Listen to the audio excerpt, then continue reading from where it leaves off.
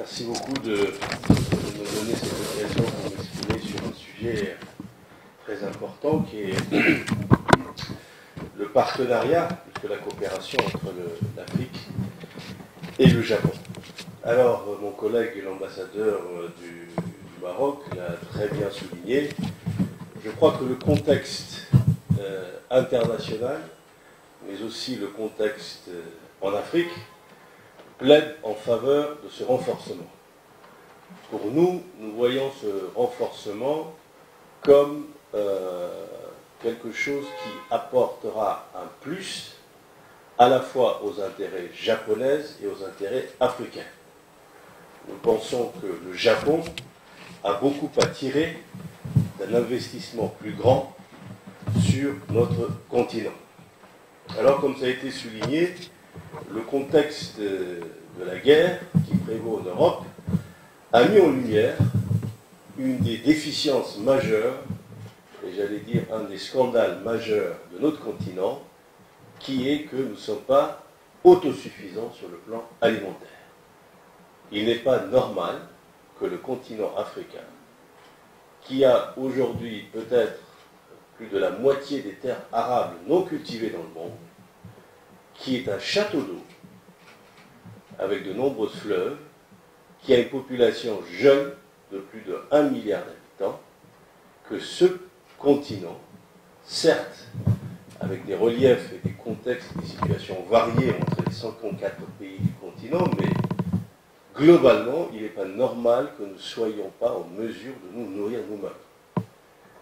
Il est donc, je crois, urgent, et je crois que nos pays l'ont saisi, de changer cette situation. Et cela offre donc une opportunité à nos amis japonais d'y participer pour la transformation du domaine agricole africain. Alors, la transformation agricole n'est pas quelque chose d'aisé. Ça nécessite de l'investissement, à la fois en termes de ressources humaines, mais surtout aussi des investissements en termes d'infrastructures, chose pour laquelle nous pensons que nos partenaires, tels que nos amis japonais, peuvent nous être d'un apport précieux.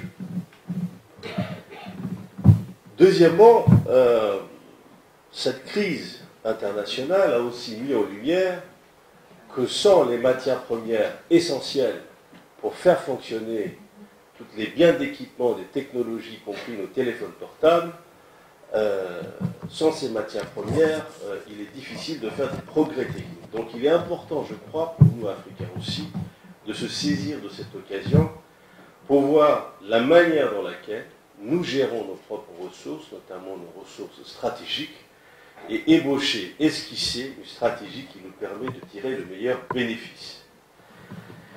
Troisièmement, ça a été souligné aussi de manière très importante par mon prédécesseur, les infrastructures globalement, qu'elles soient routières, qu'elles soient en termes de rails, qu'elles soient en termes portuaires, qu'elles soient en termes digital, doivent être notre focus absolu si nous voulons créer une économie à valeur ajoutée.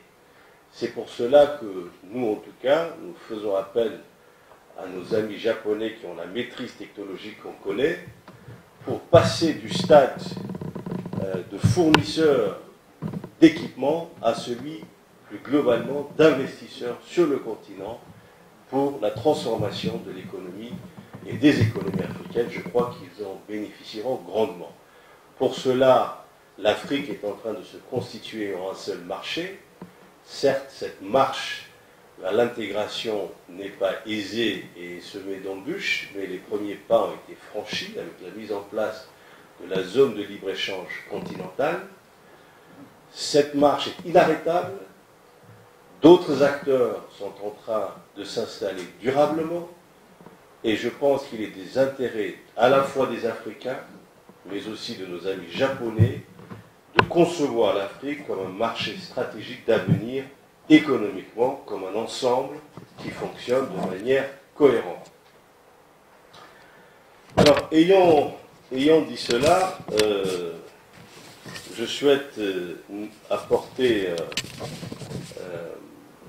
des éléments de précision par rapport à ce qui a été fait depuis le dernier TICAD, où effectivement un certain nombre de plans ont été ébauchés et qui ont débouché effectivement sur des réalisations concrètes, puisque nous avons eu, je crois depuis le dernier TICAD, entre 2016 et donc maintenant 2019, nous avons eu quelque chose comme 20 milliards d'investissements japonais sur le continent africain. C'est la voie qu'il faut suivre, mais il faut le magnifier, le multiplier, puisque les besoins sont là, les opportunités, parce qu'on parle beaucoup de manque d'opportunités de croissance. S'il y a des opportunités de croissance, je crois qu'elles sont là et qu'elles sont sur le continent africain.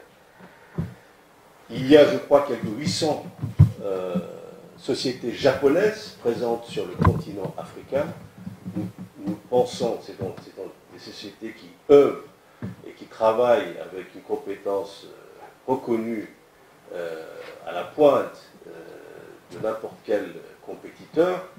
Nous voulons que ces entreprises s'engagent davantage avec des investissements plus grands sur le continent. Elles sont 800. Elles sont concentrées principalement en Afrique du Sud et principalement en Afrique du Nord. Nous voulons qu'elles explorent les potentialités, les possibilités des marchés du reste du continent. Alors pour mon pays, le Japon a une place spéciale, puisque comme le Japon, mon pays, fut un empire jusqu'en 1974, et il y avait des relations très étroites avec le Japon du temps de l'empereur Haïlé Sélassié, et même avant. Ces relations étroites ont mené des échanges et des visites réciproques, et nous, en tout cas éthiopiens, il y avait un courant très important au début du XXe siècle dans mon pays qui s'appelait des japonisants, c'est-à-dire des intellectuels éthiopiens qui pensaient qu'on devrait s'inspirer du modèle de développement japonais qui a si bien marché. Alors notre modèle de développement n'a pas marché, pour être très clair, mais depuis 20 ans, depuis 1998-2000 à peu près, nous nous inspirons en partie de ce modèle de développement avec investissement sur les ressources humaines très important, investissement sur l'éducation, investissement important sur les infrastructures et création des conditions d'une mobilisation autour des secteurs clés de développement. Ça a porté ses fruits, puisque nous avons probablement multiplié par 10 notre PIB entre 2000 et aujourd'hui. On était à 10 milliards à peu près d'euros il y a 20 ans. Aujourd'hui, on est à 100 milliards. Si on continue sur cette voie, on sera pas loin de certain nombre de pays européens dans 20 ans. Et nous voulons que nos amis japonais y participent et aient pleinement leur place. Donc c'est dans ce cadre-là que nous envisageons le prochain TICAD. Les priorités de notre continent ont été très bien définies et très bien décrites par le document, en tout cas qui est essentiel pour le continent africain, qui est l'agenda 2063, qui décrit l'Afrique qu'on veut, c'est-à-dire une Afrique en paix, une Afrique intégrée et une Afrique prospère. Il y a là des projets importants qu'on doit réaliser avec le concours de nos partenaires.